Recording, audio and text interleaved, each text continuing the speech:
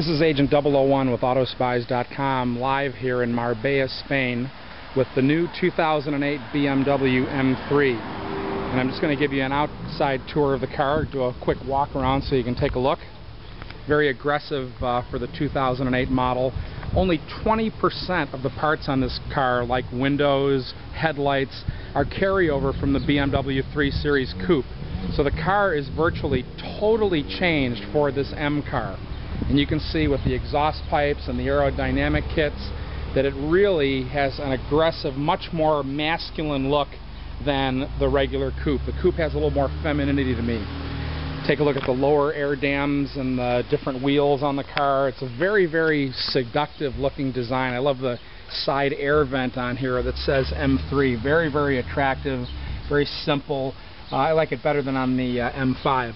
Also, we've got the carbon fiber roof, which is an added bonus for lightweight, and it looks really super cool. Different mirrors. As you can see, we've got these European mirrors on the ones we're driving right here, which absolutely drive me crazy because they kind of make you nauseous and car sick by the way the perspective is with the actual mirror.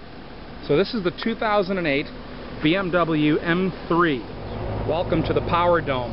A nice little added feature on this new M3 is that little dome inserted into the hood to give it a little more performance attitude and look, which we really like in these two vents that are on the hood. As we move to the interior of the new M3, you can see the nice two-tone treatment we've got here with our red car, which is called Melbourne Red. It's a metallic red. It's not flat. When you look at it from the photos, it kind of looks like a flat red, but it's actually a metallic red. And I'm going to actually take a seat in the car, give you a little bit of a tour here of the interior. Very high-tech, you know, typical, very simple, clean, great design by BMW. And I love when you start the car, it's a push-button start, push the clutch down, and we give it a start. And beautiful gauges, very simple, easy to read. Navigation system, radio, heating, air conditioning. Of course, we have the iDrive, which you either love or hate. I honestly, it doesn't bother me. I'm used to it. I actually wish the iDrive system did more than it actually does in the car. So I'm one of those people that it does not bother, but I know that there are people that are, you know, really turned off by it.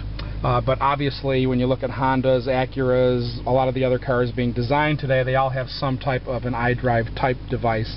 Even your iPod has an iDrive type device if you think about it. And my favorite feature inside the car is what's called carbon structured leather.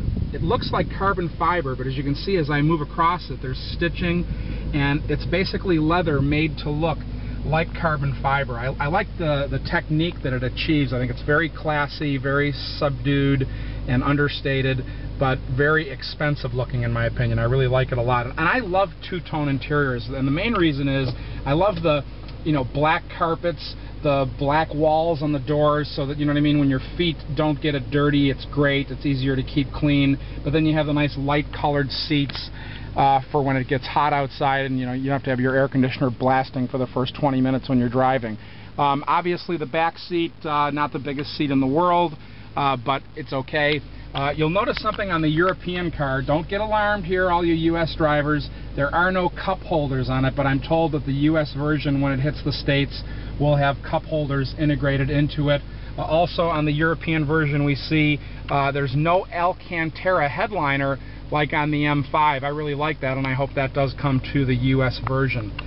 So we're looking at the 2008 BMW M3. A couple other things inside here are the different buttons for traction control, for power, for your DSC. Also the famous M button, which basically takes care of the different throttle responses, gives you a much better throttle mapping than the standard version. And a lot of people ask the question, they say, you know, why don't they just make that the default setting on the car when you start it up? I mean, anyone who buys an M3 is going to want performance, right? So why would they have to elect to add performance to the car versus starting the car in a performance mode, and then if you want to go to a more comfort setting, then clicking the button to set it? And I never really got a good answer until today when one of the PR guys told me is they do that for a reason, and the reason is for gas mileage. If it was set from the factory as a default mode in the M mode, they would not have the same EPA rating, so that's an issue there, of course, with the government. So there's your answer. Pretty simple. I get it. I can live with it. And it's you know, an acceptable answer to the issue. But I would love to see it be the default setting sometime in the future if they can figure out a way to get around that. So this is the 2008 BMW M3 inside and out. And this is Agent 001 from AutoSpies. Remember, spy before you buy. So here's a look inside the M3 trunk. We've got a little pass-through port here. We've got the side owner's manuals and first aid kit. We've got a little storage compartment because it has run flats. There's no spare there. Also have another little storage compartment here. As you notice, it looks like you can fit some CDs or some things in there so they don't roll around. It's the new M3.